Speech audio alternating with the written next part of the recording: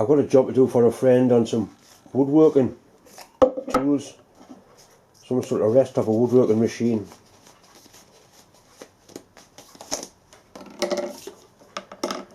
Quite nicely made bits of kit.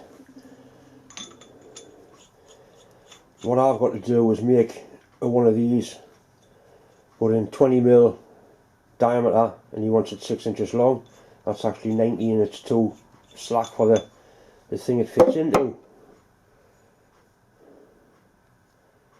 Looks like stainless steel, that. It is. Right, so that's 90 and he wants 20.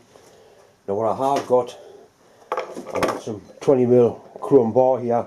It's actually an old shock absorber of a car, front shocker insert. I keep these, obviously I work on cars, I've got a good supply of them. It is nice steel once you get through the hard chrome, and it is 20mm, so that'll do to make one of them. Just that little bit of machining to do on the end, bit of screw cutting. It looks like a metric thread. We'll measure it and go from there.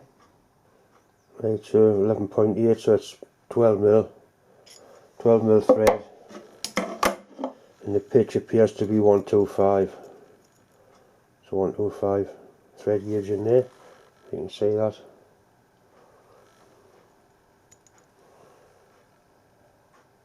With 12 by 125 I can cut that, no problem at all.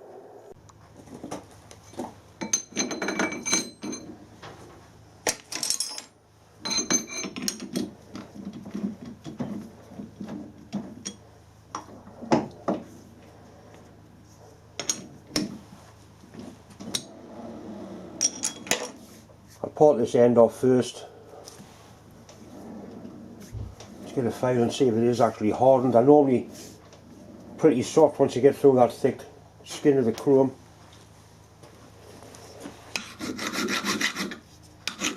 It hasn't been hardened, but it will be good grade of steel. I've made quite a few parts out of these, as long as I'm not safety critical. You know, you don't know what steel it is, but for this it'll be perfect. I think I say the outside diameter is already at 20 and it's got a real good finish on it, being chromed rod.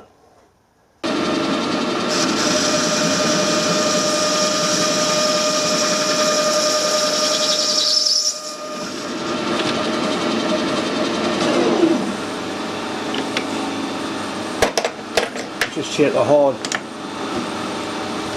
skin off it before trying to part it off.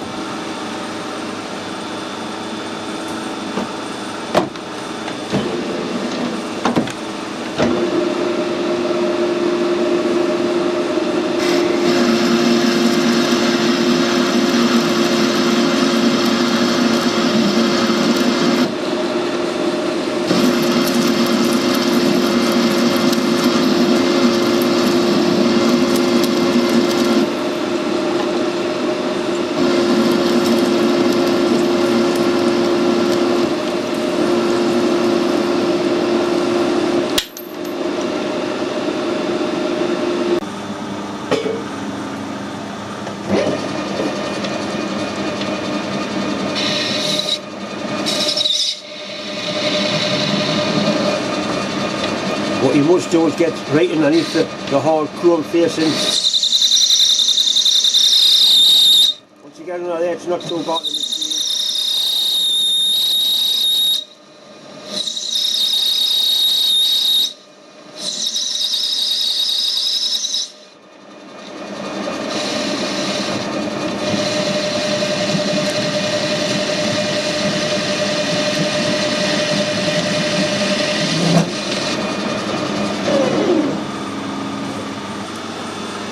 I'm going to machine that diameter first, that's 14. And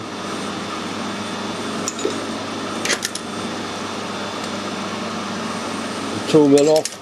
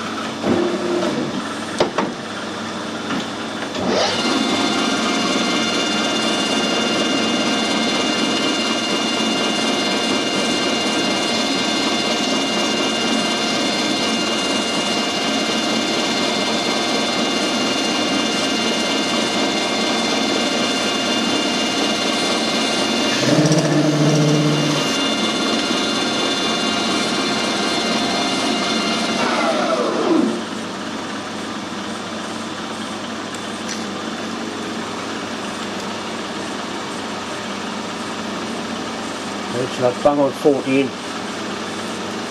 Then we're putting some 12mm threads on in the actual diameter, it'll be 11.8. That little shoulder there, that's 6mm to there. So we need to come out 6mm and turn that down to 11.8.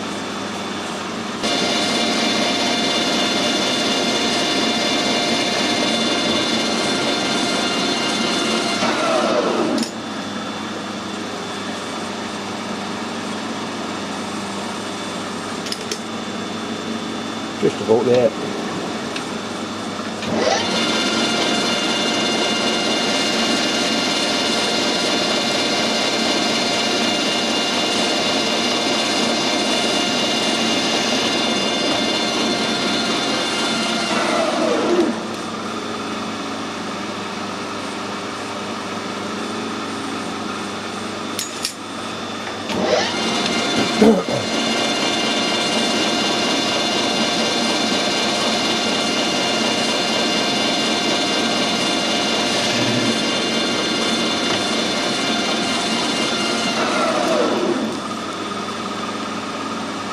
Right, that's 11.8. The chamfer goes on there. You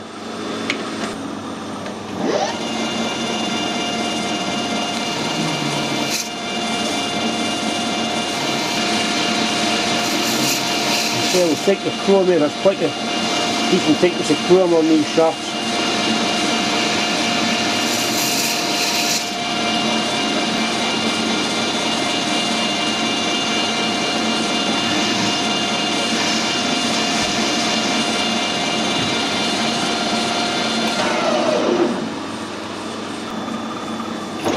Just want to make a little groove for the screw cutting tool to drop into. Just a little high speed steel parting tool I use for that job. That's the 1.25 foam tool I'm going to cut the thread with. It's dead on centre height and that makes sure it's square into the job.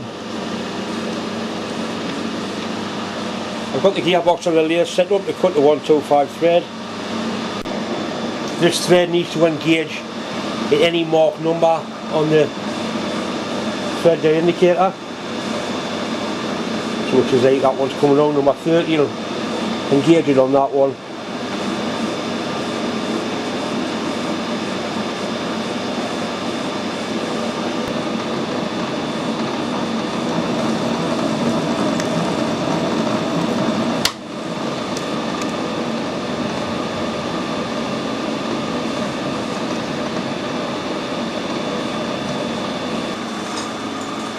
Going to have a quick check to make sure it is cutting the correct pitch. It certainly looks right. 125. Looks good to John.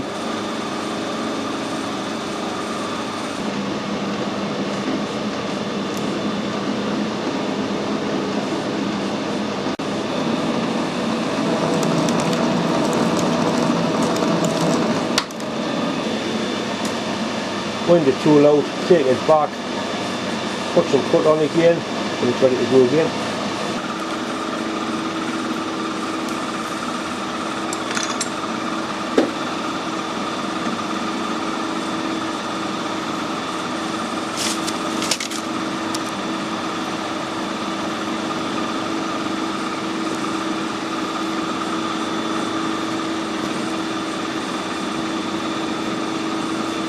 Just about there. My workshop's now starting to suffer from flat surface syndrome. That is, any flat surface, you pile things onto it. I need some serious reorganisation in here.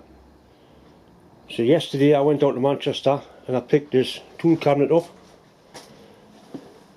which is in really good condition, 12 drawer cabinet. I'm hoping to be able to store the contents of all of these Bisley drawers into there. Put the tool cabinet here and then move that bench along, and hopefully I'll have a little bit more room to play I have got this space here where the knife and lathe was. As you can see, it's already starting to collect clutter. So my clean and tidy workshop isn't always a clean and tidy workshop. This really is a good bit of kit. It's got massive bearings on. It's really well engineered. You just simply slip in there like that.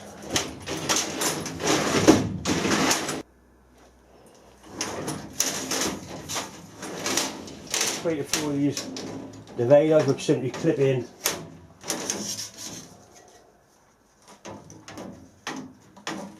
Like that, and you can put little dividers in between, which means all my taps and dies and drills will all be separated instead of just jumbled into a box like they are at the minute.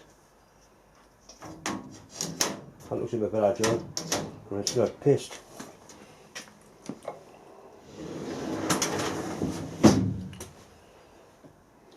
Even empty. It's ridiculously heavy. Ideally another one, two of these, and I would think all of my tools will go into those two. You've basically got a metre square of solid storage space.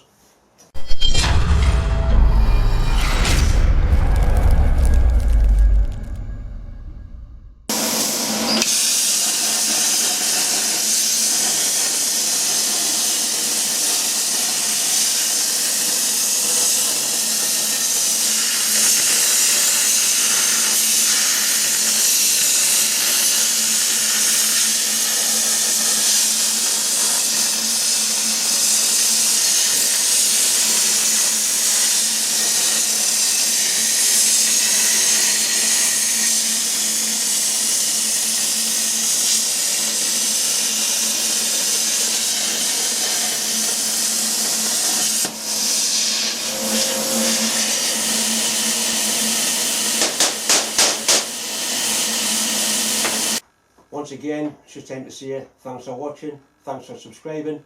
If you haven't subscribed, please do. I'm nearly up to 80,000 subscribers now, which is not bad at all for a mechanic that pisses about. Anyway, thanks for watching, and we'll see you next week.